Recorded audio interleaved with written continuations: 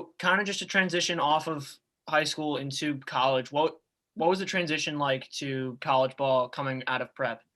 And what helped you get through that? So the biggest thing for any level of change of baseball that you go through, whether it be from middle school to high school to college, college to pro, it's one thing, and that's the pace of the game, the speed of the game.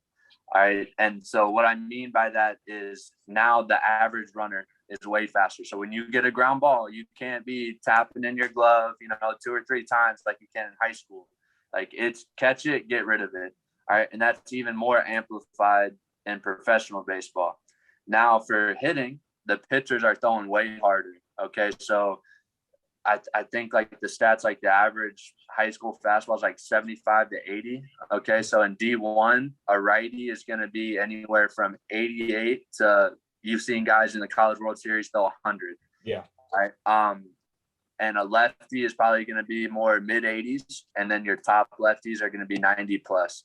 All right. And then in pro ball, it weeds out the lesser numbers. So like now a righty in pro ball is going to be really where I'm at right now in high A. The average righty is probably 92 to 94, right? And so with the average major league fastball being 93.5, I believe it is, like we're facing big league pitching. I think that's one thing that not a lot of guys understand about minor league baseball. Like even though I'm in high A, like these guys aren't staying in high A forever. Like some of these guys are going to be big league arms and play in the show. So just trying to get used to that speed of the game is super tough. And there's definitely an adjustment period. Luckily in college, you have your fall season that's 6 weeks long. I mean, I just remember just getting gassed up on fastballs like all the time. Like it was bad. They could throw me 3 fastballs and I would just be late, and strike out. And so really my hitting coach helped me with that. Like we started using a pitching machine a lot more and we just cranked it up.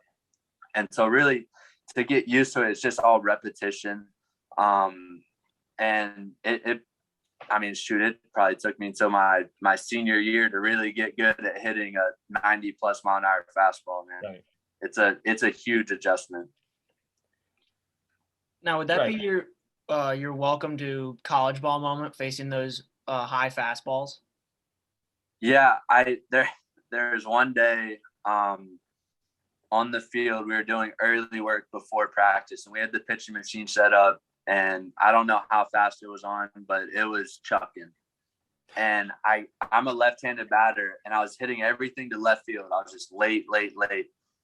And my coach was like, Redmond, like pull the ball, try and pull the ball. Just, I don't care if you just hit a ground ball to second base, just hit it to the right side of second base. Like turn on this fastball. And he'd probably put 15 balls in and I couldn't do it. And so that was one. Another one was, so we lifted 3 times a week as a team, Monday, Wednesday, and Friday. And so I would go in on Tuesday, Thursday, Saturday to the rec center and get some extra work in. And so I saw a junior in there who loved to work out like me. And we were talking about working out and I was asking him, how often he comes in here. And I was like, well, I come in here every day. And I was like, well, we lift as a team on Monday, Wednesday, and Friday. Like, why are you coming in twice? He goes, you don't think other guys in the country are working out 2 times a day right now? And so that kind of opened my eyes and kind of reiterated what my dad had always told me. And that's just, there's always somebody out there outworking you. Like, there's always somebody that's going to be better than you. Like, you got to find a way to close the gap. So like those 2 things really stick out in my mind, that fastball machine and that conversation with that junior. Wow. No, because that is valuable information to learn. Everyone has that moment where you realize like there's this guy who could be halfway across the country, but you know what? He's doing those 2-a-days. He's doing that extra work while you're just laying in bed.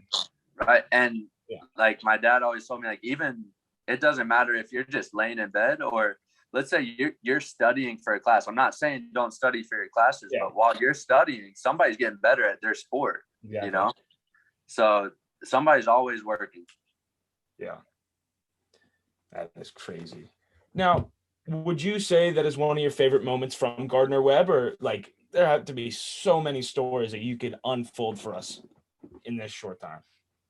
Yeah. My favorite moment at Gardner Webb was on the field. And so I was a sophomore. It was on senior day at Gardner Webb. And we're facing, so senior day is right before the conference tournament. All right. And so it's a Sunday game.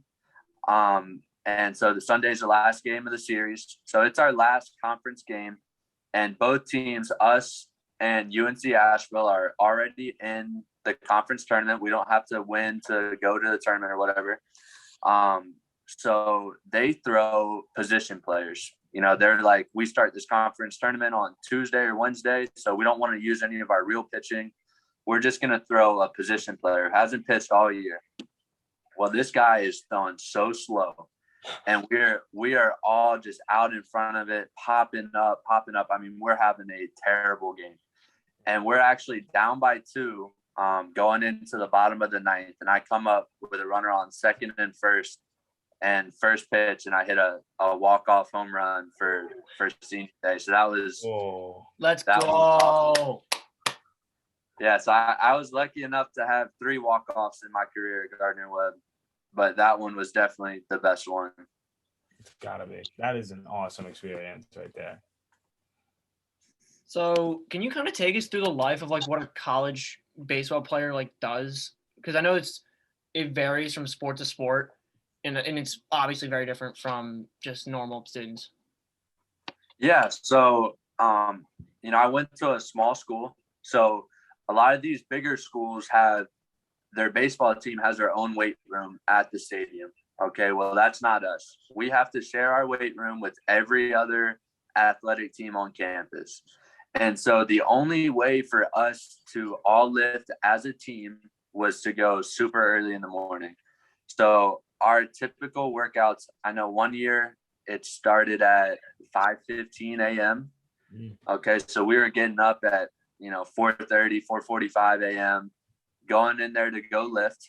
And so for me, I would go lift from it was like 5:15 to about 6:30, 6:45-ish. And then I would shower. I would go get breakfast from the cafeteria. I would get it in a to-go box, and I would go to the field because I would set up my classes to where they were kind of like mid-morning to like super early in the afternoon so I could get to practice. Right. So I had, from like 8 or 9 o'clock, I could go do extra work with my hitting coach. So I would go over to the baseball office, eat my food real quick, hop in the cage with him. And we would do one-on-one stuff for about an hour to an hour and a half.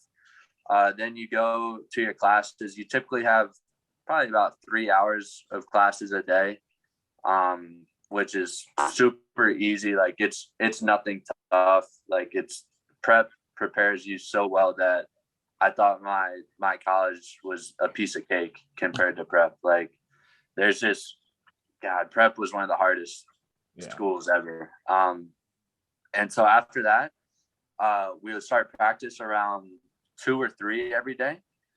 So before the practice, we would have an hour of early work. So anybody that was out of class that wanted to come get extra swings or field some extra ground balls or fly balls or whatever, they could come for that hour. And then we would typically practice for 3 to 4 hours a day.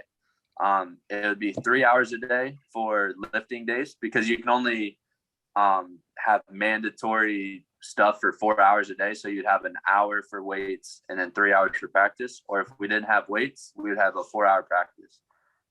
So the practices are extremely long. Like I think a typical high school practice is like 2 hours. Yeah. So we're literally going double what a high school practice is, and we're getting a lot of work in. Like it is literally exhausting. And by the time practice is done, you just go to the caf, get your dinner, come back, start your homework. Luckily there's usually not too much to do. Maybe you have a couple projects to do, but right.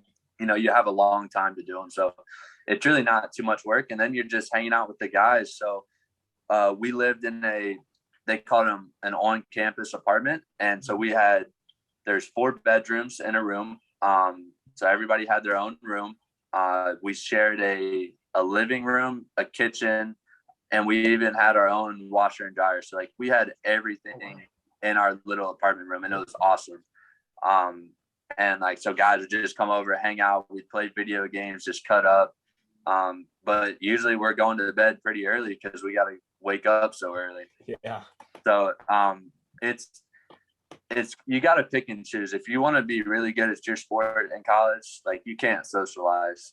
But if you're just there to, be mediocre at your sport, you have all the time in the world to socialize,